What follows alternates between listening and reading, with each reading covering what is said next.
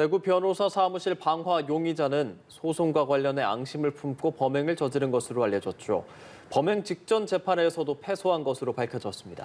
네, 한편 사망자 모두 일산화탄소 중독 때문으로 추정된다는 1차 부검 소견이 나온 가운데 합동 분향소의 애도의 발길이 이어지고 있습니다. 정지훈 기자입니다.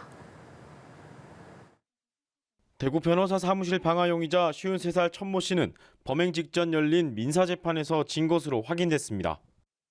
참사가 난 지난 9일 오전 대구고법 민사 2부는 천 씨가 한 투자 신탁사를 상대로 5억 9천여만 원을 돌려달라며 제기한 추신금 청구 소송 항소심에서 천 씨의 항소를 기각했습니다. 이 재판에서 피고 측 법률 대리를 맡았던 변호사 사무실도 불이 난 건물에 입주해 있었습니다.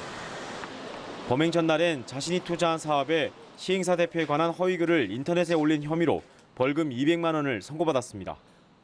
경찰은 천 씨가 재판 결과에 불만을 품고 범행을 저질렀을 가능성이 높은 것으로 보고 소송 관계자 등을 상대로 범행 동기를 조사하고 있습니다.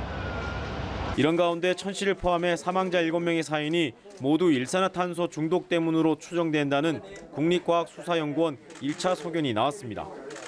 국가수는 부검 결과 화재로 인한 일산화탄소 중독이 사망 원인이며 남성 2명에서 발견된 흉기 상흔은 직접적 사인으로 보기 어렵다는 1차 소견을 경찰에 전달했습니다. 경찰은 최종 사망 원인과 흉기가 범행에 사용됐는지 여부 등은 국가수 최종 감정서를 회신받은 뒤 확인할 예정입니다.